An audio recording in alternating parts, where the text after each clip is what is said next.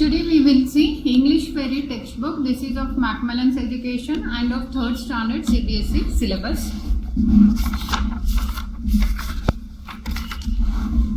In this we will see animal world in that Simon Says.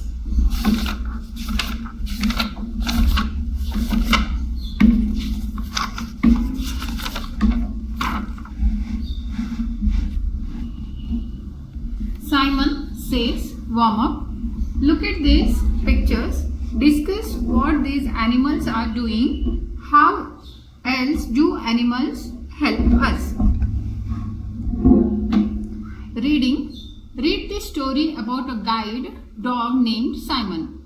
I begin to get the feeling that Christmas is around the corner when Ma starts making sweets and the smell of burnt sugar and baking fills the house. The countdown begins and every day there is some new activity going on, like the Christmas tree lights being checked out, the writing of the stars to be fixed, the wiring of the star to be fixed, or the last minute chopping of the dry fruits to be done. Then before we know what's happening, we start our rounds of carols, singing, meeting old friends and making new ones. Oh, the entire month is fun.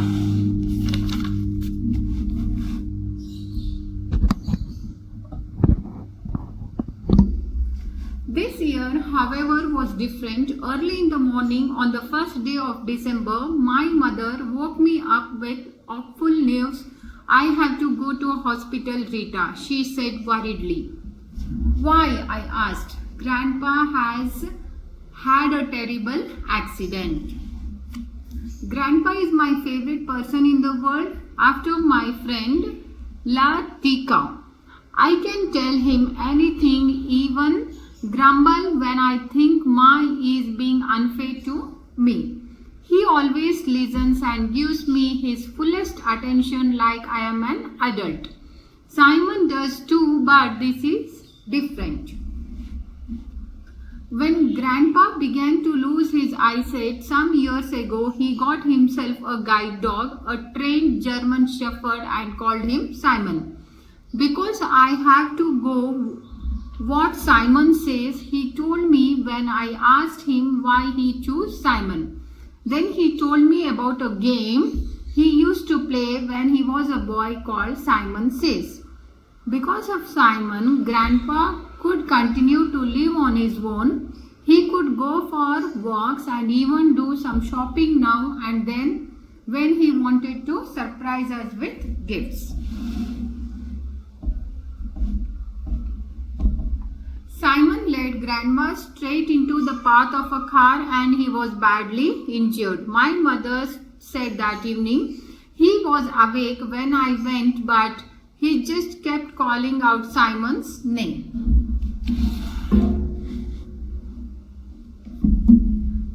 Ma had brought Simon back to our place, but he just moped around the house, barely eating and drinking.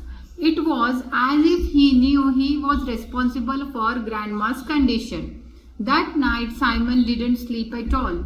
And after that he just got worse. I took him out for walks, talked to him and told him we are praying for Grandpa's recovery. It was a couple of days later when I returned from school that I made the discovery Simon was sitting on the porch in front of the mesh door, but he didn't react to the sound of the rickshaw and I got home.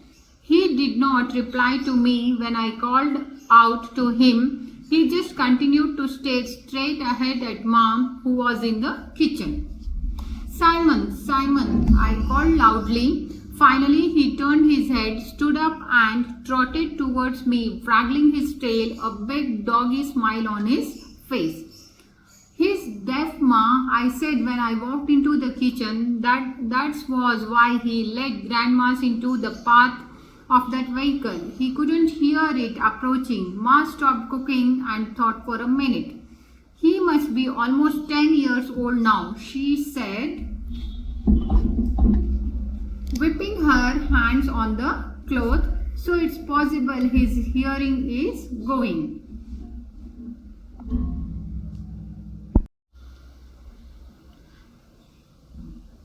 still wasn't eating, and the next morning when I took him for a walk, his legs gave away and he sat down heavily on the grass.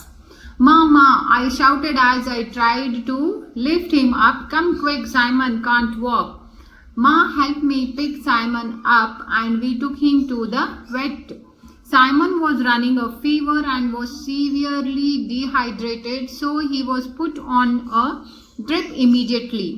I stayed with him until he was settled, and for the next few days spent as much time as I could with him as he fought for his life. It was a week before I could visit Grandpa again.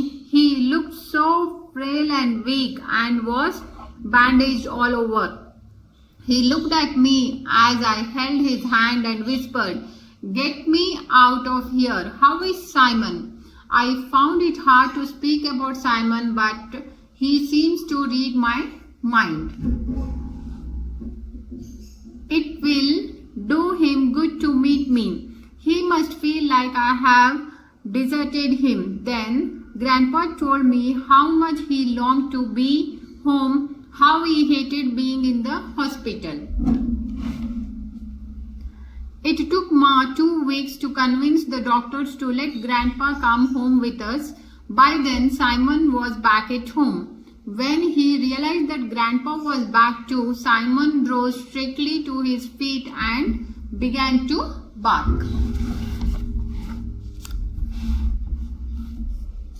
Almost trying to dance around, getting under our feet as we helped Grandpa get into the chair.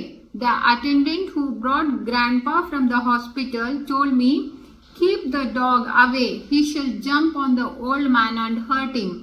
But Grandpa put up his hand and said, "Honestly, Simon is too smart to do that."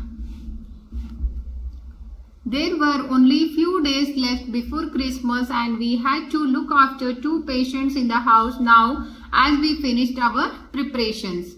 But as the days passed, both made a slow, steady recovery. On Christmas Eve, I found Grandpa clicking off his mobile phone. I thought we were pals. "Why didn't you tell me how ill Simon was?" Grandpa had obviously been checking with the vet as well as talking to Ma. I didn't say anything. The next morning, after picking up the presents from below the hastily decorated Christmas tree, I found Grandpa's bed empty and Simon nowhere in sight. I was rushing out of the room to inform Ma when Grandpa walked in unsteadily from the veranda, led by Simon. "Grandpa, you are able to walk again?" I explained. "How did you do it?" "I needed to get strong again for Simon. Simon says he's not ready to go yet." "Grandpa, you're playing Simon says again?" I said happily. Adapted from a short story by the same name by Charlie Rao.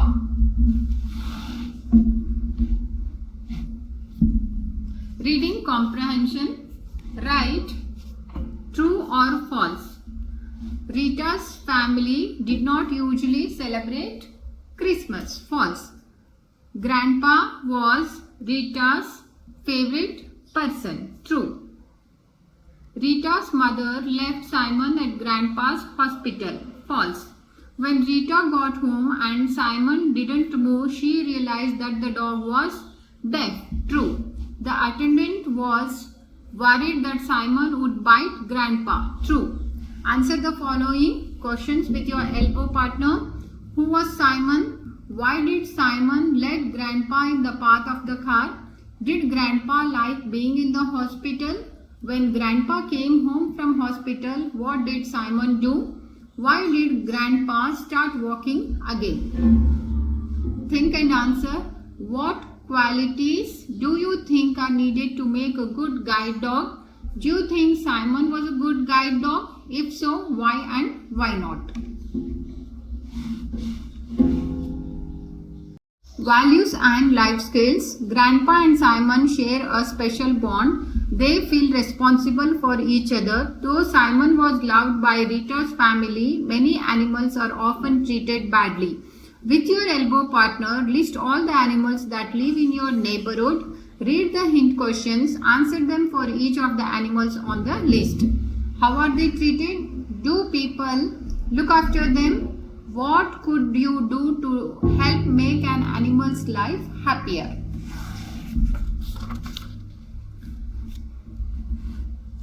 Vocabulary. Read these sentences from the story. Identify and circle the correct meaning of the highlighted words.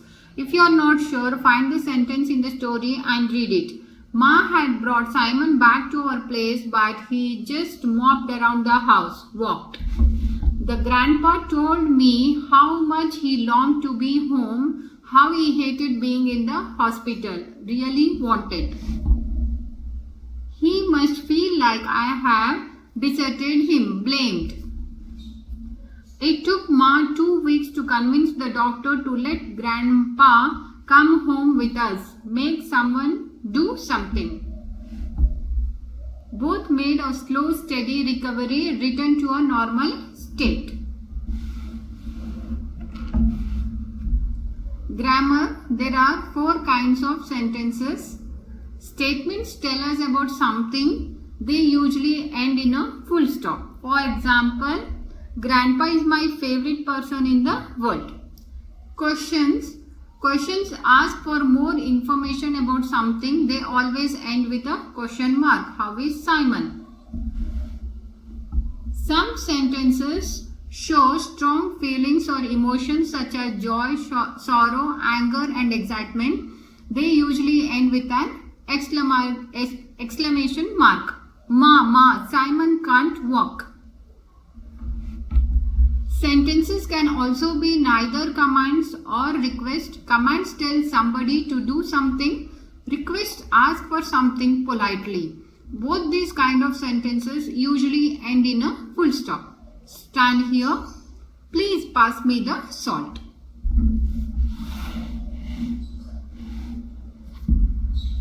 Think about sentences people said to you yesterday.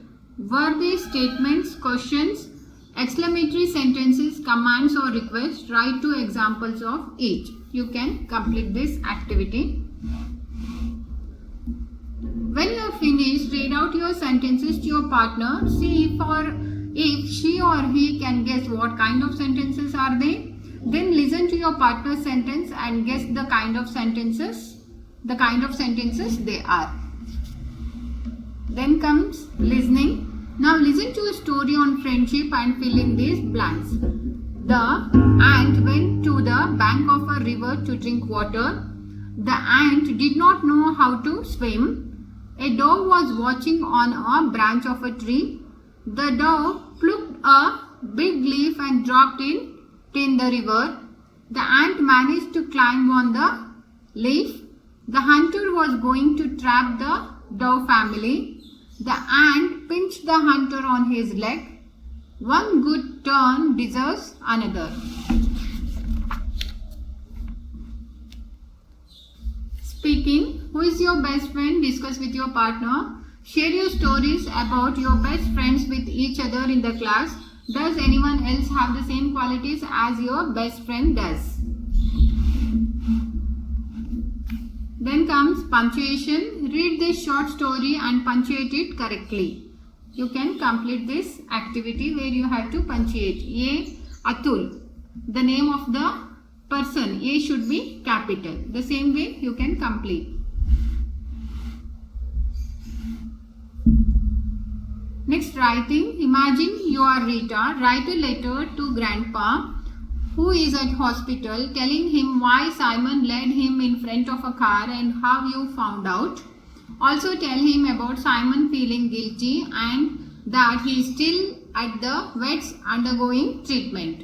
You can use these hints. I am sorry to tell you, he feels really bad. I know he didn't mean. Simon refuses to. At night the vet said. Okay. Then comes my God bank. Read the story again and write down as many adjectives as you can find. Remember, an adjective is a word that describes a noun. One has been done for you, which is burnt, and rest of that you can complete.